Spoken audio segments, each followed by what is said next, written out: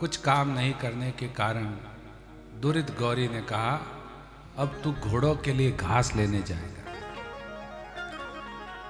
जिसका भाई थानेदार हो और घर में कोई संतान नहीं हो और जिस बच्चे के माँ बाप चले गए हो, उसको किस काम में रखा? घोड़ों की घास लाने। एक दिन क्या हुआ, घोड़ों की घास लेने गए और वहां जाकर देखते हैं कि वहां कुछ संत आए हुए और वो कीर्तन कर रहे थे। तो कीर्तन कर रहे थे मैया, तो अब नरसिंह जी तो भगत थे, बचपन से थोड़ी देर के लिए कीर्तन में लग गए, लेकिन आते समय घोड़ों की घास लेके आए।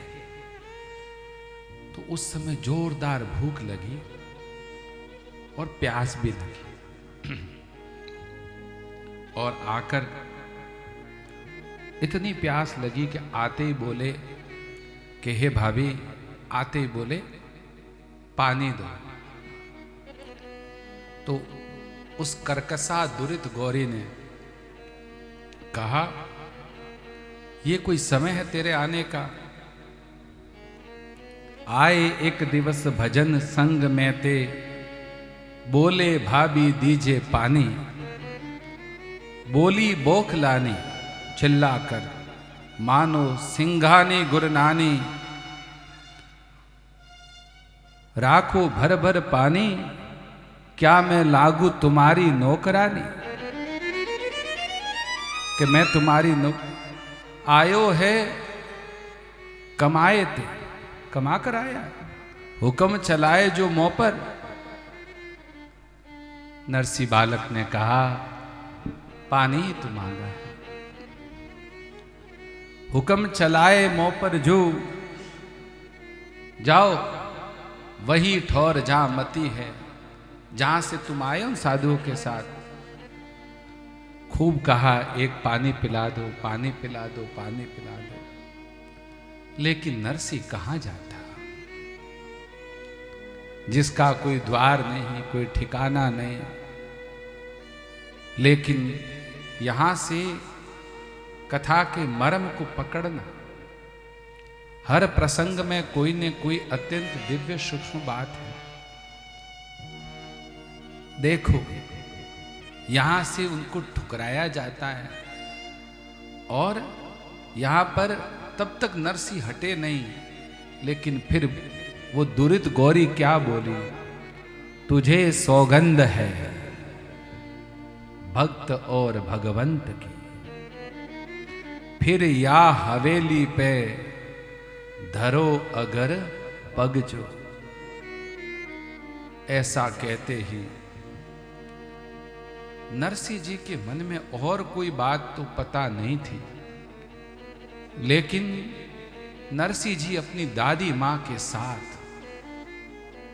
उस मंदिर जाया करते थे और दादी बालक को जो कहती थी, देखते थे, करते थे, वो संस्कार मन में थे। इसलिए नरसिंह को सहन सब कुछ हो गया, लेकिन नरसिंह को एक बात सहन नहीं हुई। क्या सहन नहीं? तुझे सौगंध है भक्त और भगवान की। भगवान की कसम प्रिय, कि भगवान की सौगंध डाल दी। अगर तूने वापस पांव रखा तो जाए पहुंच्यो एक जंगल, पर्यो शंभू के द्वार। भोले बाबा जंगल में चलते चलते चलते चलते चलते ऐसे घोर जंगल में गए जहां आज भी जाने में डर लगता है। उस महादेव जी का मंदिर का नाम है इंद्रेश्वर जी, जहां शिवलिंग को फाड़ कर भोले बाबा प्रकट हुए थे। आज भी उसके बीच में दो भाग हैं। कभी कान्हा की कृपा से हम सब लोग उस जूनागढ़ की यात्रा में जाएंगे तो वहां पर उस इंद्रेश्वर महादेव मंदिर में आज भी शाम के बाद लोग कहते हैं कि यहां से निकल जाओ। आज भी जंगली जानवरों का तो बात तो 1413 के आसपास की है। उस समय कितना घोर जंगल होगा और बालक किसके द्वार पर पड़ा। आज ध्यान रखना, बड़ी सूक्ष्म बात कर रहे। जो अनाथ है ना, उसके लिए भगवान ने एक काशी विश्वनाथ बनाया है। कोई धरती पर अनाथ न समझे, जो अपने आप को अनाथ समझे वो विश्व के नाथ के आगे अपने आप को समर्पित कर देंगे, फिर सब संभालेंगे भोले बाबा। आपकी गली मोहल्ले में जो भी भोले बाबा हो ना, आज से आप कहना, मैं अनाथ कैसे हो सकता हूं, हे विश्वनाथ तेरे होते हुए। और बाबा कुछ नहीं चाहते, एक जल का लोटा। सूर्य भगवान प्रसन्न होते हैं प्रणाम से। किससे? सूर्य भगवान को उठकर प्रणाम करो। शंकर प्रसन्न होते हैं, भोले बाबा प्रसन्न होते हैं। जलधारा प्रियम शंकर, प्रणाम भास्कर को प्रिय है। और देवी को, जितनी भी देवियां हैं मंदिरों में, उनको अर्चन प्रिय है। कुमकुम से किसी से अर्चन करो। और भगवान को क्या प्रिय है? भगवान को भक्ति प्रिय है। भुवन भास्कर को प्रणाम प्रिय है, भोले बाबा को जलधारा प्रिय है, देवी को अर्चन प्रिय है, और भगवान को भक्ति प्रिय है। इंद्रेश्वर महादेव मंदिर में गए और लिपट पड़े उस भोले बाबा के शिवलिंग से, लिपट पड़े। भूख प्यास के साथ दिन बीत गए साथ। जैसे ही कहा कि जो ही भावे तुमको प्यारा लगे वही दीजिए। अब चूंकि भोले बाबा वचन दे चुके थे, अब 1 घंटे तक बिना संगीत के, 1 घंटे तक आपका पूर्ण विश्राम, आनंद करो। तब हाँ आपको थोड़ा दे। जैसे ही भोले बाबा को कैलाश जी कहा कि जो तुमको प्यारो लगे वही दीजिए, अब वचन दे चुके थे, अब आपको बता देवे भोले बाबा, आप कभी श्रीधाम वृंदावन जाओ तो सायकालीन के दर्शन रात्रि कालीन के जरूर करें। दिन में तो वो भोले बाबा बन जाते हैं, और नित्य रात्रि को शिवलिंग का जो श्रृंगार होता है वो मैया गोपी के रूप में होता है, और नथ पहनाई जाती है शिवलिंग को, नथ चुनड़ी ओढ़ाई जाती है। और भोले बाबा का रात में नाम हो जाता है त्रिलोचना सखी। क्या हो जाता है? क्योंकि उनके 3 नेत्र है भोले बाबा, क्योंकि कान्हा के रास में प्रवेश किसी पुरुष का नहीं हो सकता। एक बार मीराबाई वृंदावन विराजी हुई थी, तो वहां पर जीव गोस्वामी थे। तो जीव गोस्वामी ने नाम सुना कि एक कोई परम भक्ता आई है, जिसकी भक्ति की ऐसी दिव्य वाणी, जिसके एक कीर्तन में इतनी करुण पुकार है, ऐसा दर्द है। तो जीव गोस्वामी ने भी कहा, उन्होंने कि भाई इतनी चर्चा है, लेकिन मर्यादा थी कि मीराबाई की आयु छोटी थी और जीव गोस्वामी की बड़ी थी। तो मीराबाई दर्शन करने के लिए जीव गोस्वामी जी के वहां गई। तो जीव गोस्वामी किसी स्त्री से बात नहीं करते थे और पर्दा रखते थे, और किसी स्त्री को प्रणाम करना है, बात करनी है, तो बीच में पर्दा रहता था। ठीक है। मीराबाई ने उधर से चिट्ठी भेजी, दासी मीरा दर्शन को आतुर है। उधर से जीव गोस्वामी ने चिट्ठी भेजी कि हम किसी स्त्री के दर्शन नहीं करते, स्त्री से प्रत्यक्ष बात नहीं करते। मीराबाई ने फिर चिट्ठी लिखी ये गिरधर की दासी मीरा जब वृंदावन आई तो दासी मीरा को तो एक ही बात पता थी कि पूरे ब्रज में केवल एक ही पुरुष है, बाकी सब स्त्री और गोपी है। आज पता लगा कि यहाँ 2 पुरुष रहते हैं। ऐसा कहते ही पर्दे खुल गए और जीव गोस्वामी मां मीरा को दंडवत हो गए। बोलो मीरा मैया की जय। ऐसे कुल 82 प्रसंग ये तो छोटे में निपटाया है। अगली 11 से 15 जनवरी लाल जी खेड़ा पर मां मीरा की कथा होगी, उसकी एक झलक थी। बोलो मीरा मैया की जय। तो बात कहां चली? त्रिलोचना सखी की। त्रिलोचना सखी गोपी बनकर, इसमें एक सूक्ष्म भाव है ललित भैया। गोपी का मतलब क्या है कह देते हैं। उद्धव गोपी संवाद में नहीं आए मनोज भैया, तो उसका अर्थ बता देते 1 मिनट में। गो मतलब होता है इंद्री और पी मतलब पीना।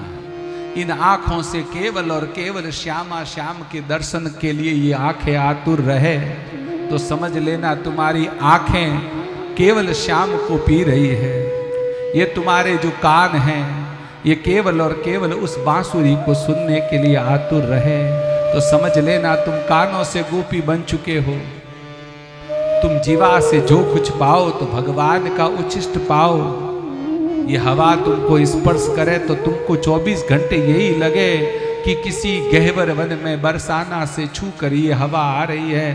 केवल और केवल श्याम में पूरा जीवन हो जाए। और अब सुनना, रोम रोम में इतने कृष्ण घुस जाए। सुनना, रोम रोम में इतने कृष्ण घुस जाए कि कृष्ण को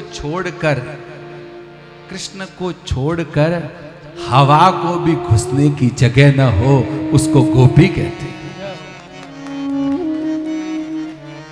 हाँ, तो जो पूर्ण मन मनस्का, जिसका पूरा मन कृष्ण में हो गया है, तो रास में प्रवेश करने के लिए पात्रता क्या है?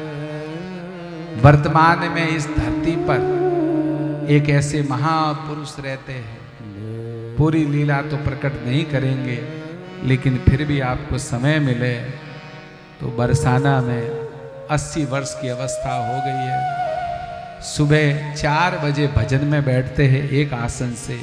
पिछले 54 वर्ष से पहला आसन छोड़ते हैं शाम को 4 बजे।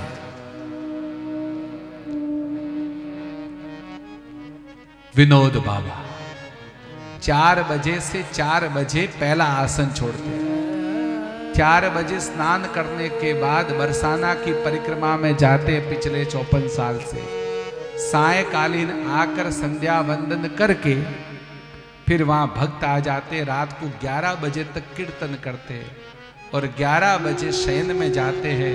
2 बजे जागरण कर देते हैं। सदेह में देह में, इसी धरती में देह में आपको इन्हीं नेत्रों से गोपी के दर्शन करने हो।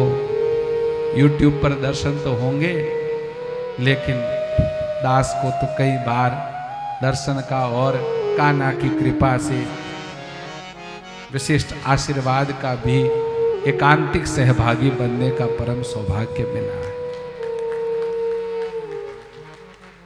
तो हम लोग 15 मिनट भजन नहीं करते, 20 मिनट नाम जप नहीं लेते और पाना सब कुछ चाहते हैं। भैया आधे घंटे, एक घड़ी कितने की होती है? 24 मिनट की। एक घड़ी आधी घड़ी, तो आधी कितनी होती है? 12। आधी में पुनः आध 6 मिनट। 6 मिनट भी भजन करते हो? 6 मिनट आसन में कौन ऐसे करता है? राम राम राम राम, अथवा कृष्ण कृष्ण कृष्ण कृष्ण, राधा राधा राधा राधा राधा अरे भैया, एक घड़ी आधी में पुनः आद। 6 मिनट तो भजन करना सीखो, कोरी बातें सुनो मत। ये 3 दिन कथा तो हाँ, घड़ा होता है ना, घड़ा। पीयूष, नीलेश भाई, हमारे यहाँ पर भादसोड़ा की प्राण प्यारे हमारे सारे छोटे भाई पिछले कई वर्षों से बहुत ही पूज्य भाव से आनंदमय ढंग से कई प्रकार के गौ माता के 56 भोग का भंडारा करते हुए, गौ माता का समाधि स्थल बनाते हुए बहुत दिव्य सेवा भादसोड़ा में कर रहे। एक बार उनके लिए तालियां बजाएं।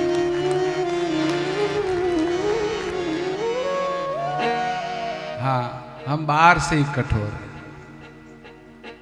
नारियल जैसे है ना। अब बाहर से नहीं रहेंगे तो फिर बच्चे किधर के किधर चले जाए। बोलो लाडली लाल की जय। तो कहाँ बात चल रही थी?